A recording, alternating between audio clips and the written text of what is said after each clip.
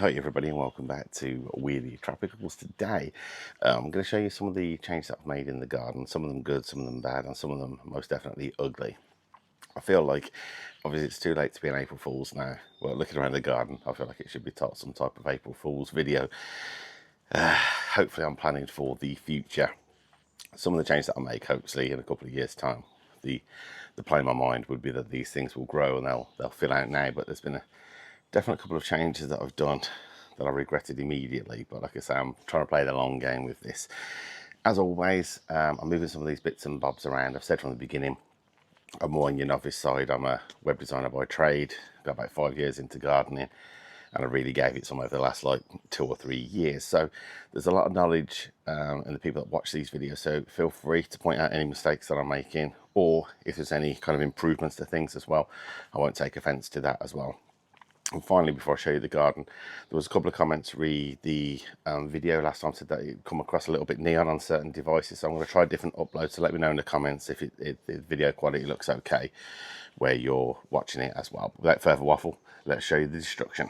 So very first things first is this area where it's where the area that I stand all the time normally during the introductions, and there was a massive Trachycarpus that filled this entire area.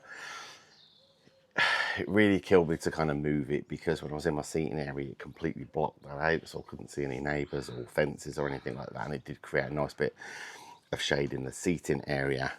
However, I thought in the next couple of years that the trunk was getting above the pergola that's above me now, and I wouldn't really have seen much of it. As well as that, probably, I don't know, 40% of the plant was hanging over next door's fence. So I thought, well, just to be fair, because it's not everybody's bag with plants hanging over the fence, I'll move it. So this one was the one that I've always referred to as the ugly sister. I bought the two plants, I'm sure it was from the palm tree company, at the same time, and one of them romped away, and one of them, this one, has been in a salt for 5 years now. So as I said previously, you know, I wouldn't let the kids salt for 5 years, let alone a palm tree. I dug it up. I put some overlay footage on the screen because the root ball on it was huge. It took an awful lot of effort to get it out, as well as the one that was there before took even longer to get out because that one had really ran for it. So at the moment it doesn't look great, but I'll take you in so you can have a little bit of a look. I've kept the acanthus and stuff that was down there, and obviously it gives me an opportunity now to underplant this area, so feel free to chime in the comments other things that you would put in as well. So as you can see now, there's an awful lot of space around that plant. I have put some ferns and some mahonias down at the bottom of that, but all the way around there's a lot of space now, so it gives me an opportunity to put some of the bits and bobs in that location as well. And I have got quite a few shade plants, so that's ideal. But there's 4 miscanthus behind that, and then there's also some acanthus mollis as well. So it should become a quite a nice shady area. But like I say, I have got some of the plants that could go in there. The bad part of this now, as you can see, all the way up, but it does let me borrow the landscape. So we'll pretend for the sake of this video that I'm meant to do that, to steal the view of the tree in the background, and hopefully in a couple of years time this thing will romp away like the other one did. As you can see now, that's the Trachycarpus that was there. It's a really good sized Trachycarpus. I've propped that up just from the one side because we had really heavy winds yesterday and the day before, and I've got a strap around the base just to let it get settled in. There is about 3 foot, maybe 2 foot of kind of roots underneath, and it did feel pretty sturdy, but I just thought, given it's only just been put in the ground, I'll give it some additional stability. So I think it looks nice there. I'll show you the reason why I've done that. It's because from the seating area it now kicks the garden out, and what I mean by that is when I did this originally, I had running down the left hand side from the camera now was like a perfectly straight edge, and then in the middle there was like a semicircle, and then a straight edge carried all the way down, and it didn't look very natural. So at the moment I've got overhanging from the garden now the John Phillips euphorbia, as you can see on the bottom left, and then additional to that there's also some persicaria, the very bottom left. So I think it kind of creates a little bit of intrigue. ignore the table and stuff. I'm just pulling some plants out at the moment. So, but I think it kind of gets rid of that, and it kind of makes me want to have a little look down the garden. When there were straight edges, I didn't kind of feel like I wanted to explore or have a little look around the garden. And then at the very final end, if we zoom in where the bamboo is and where those flickering lights are at the moment, that's where the jungle clearing section is going to be. So it's going to give us quite a nice view from our seating area and kind of make me want to go down there more as well. What was there before, if you're thinking, well, what have you removed? It was this, the massive Musa Basjoo clump. So it's an absolute beast. I was pretty happy that with the two, because I did not want to split them because I think they look great together, that I was able. That thing did have a good 3 foot, 3.5 foot of root down, and it held onto the soil. The only way I could get that out was literally with every bit of strength that I had with a strap running underneath the roots to pull it out of the ground and drag it across the garden. And then I had to dig a hole until I ended up with blisters on my hand to drop that in. But what that will enable now is it'll enable that thing to get to its full height.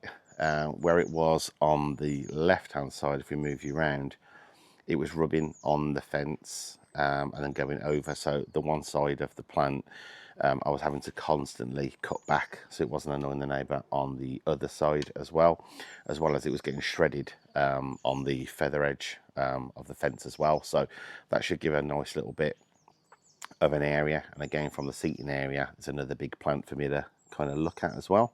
So the ugly sister came from the hole that's down on the floor there. So I feel like I need something of some type of height to be putting back in there now. But I have got things like loquats.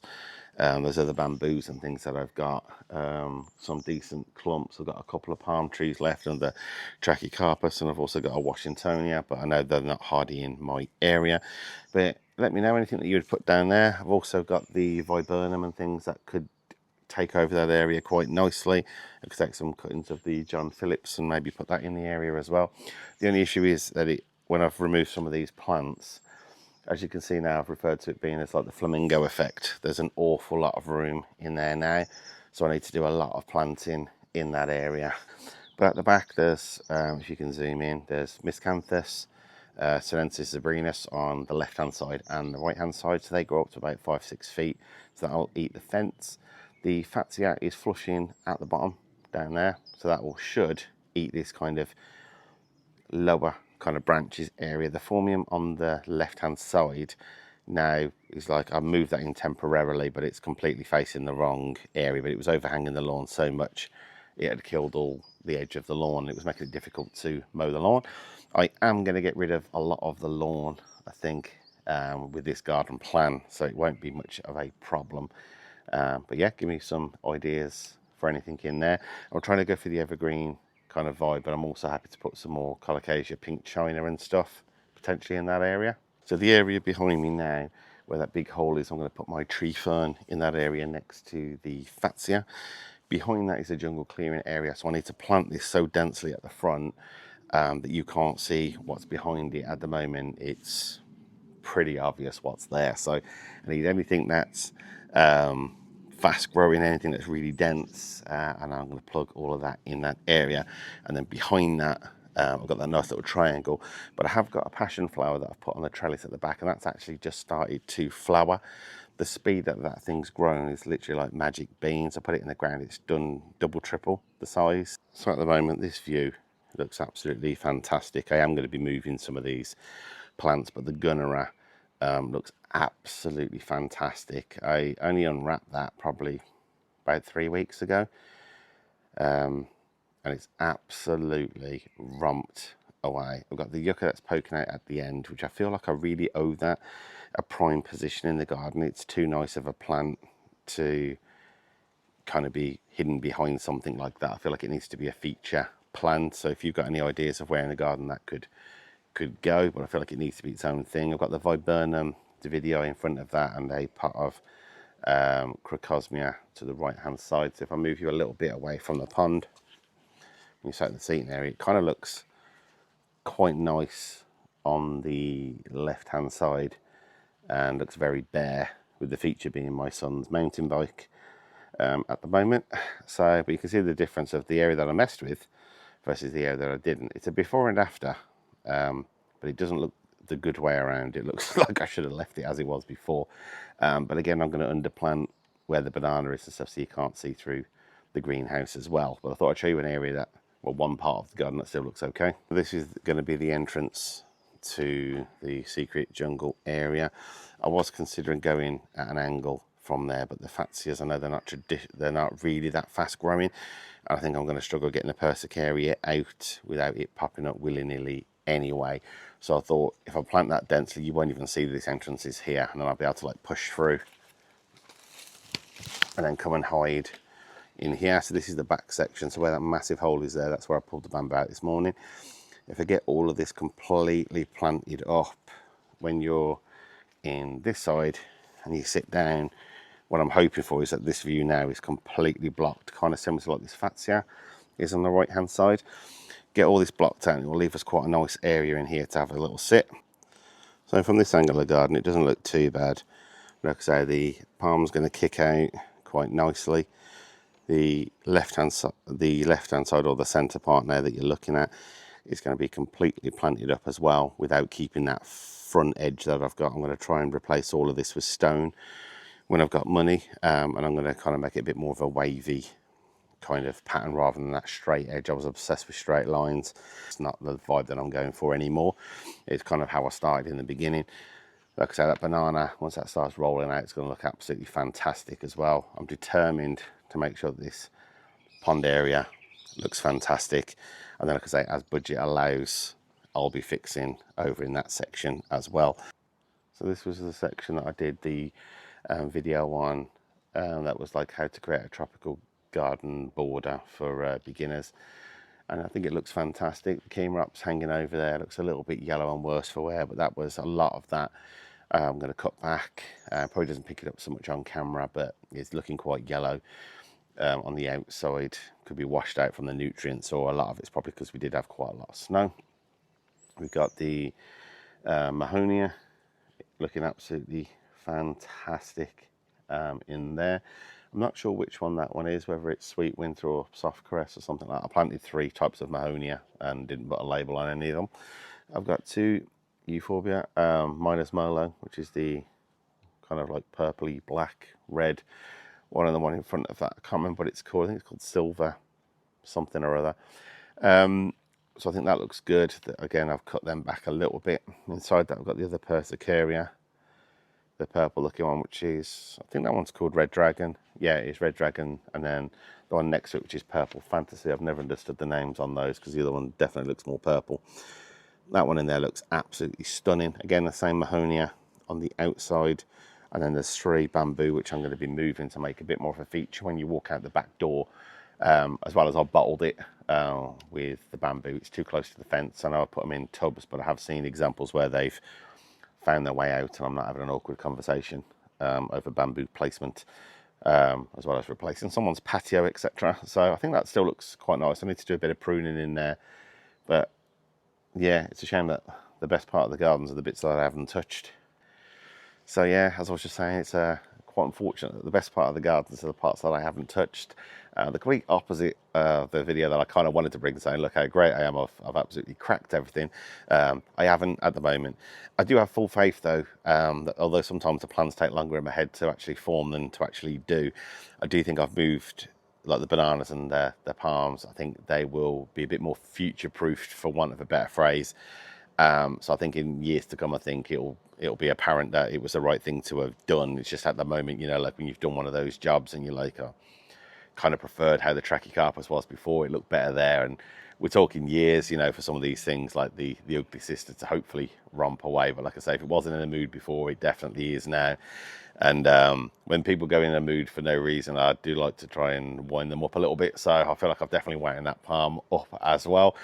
So yeah, like I say, it's good to bring you the videos to show the good, bad and the ugly as well. And to show that, like, my mindset's probably the same as a lot of yours, where it's overwhelming. I watch a lot of the content creators, YouTubers, and go, wow, it must be great to have a formulated plan and to go out into the garden and know exactly what to do. And I spend so much time just moving parts, standing back, scratching my chin, going, does that look good there, yes or no? And then redoing it again. And then eventually it ends up okay. But I think it's because there was that many pot moves in the end, my brain kind of makes peace with it. But like I say, genuinely put any feedback in there of placements of plants, because like I said, it's from some fantastic knowledge of the people that watch these videos that I'm spitting out. And then yeah, thanks again for watching, and I'll be bringing some more kind of plants for certain areas. Going to do some more collabs with other creators as well, and see their kind of take on different plants, and maybe ask them for some advice on some of these issues as well. And then I'll be trying to arrange some garden tours of gardens that you hopefully will never have seen before, because they don't have YouTube channels.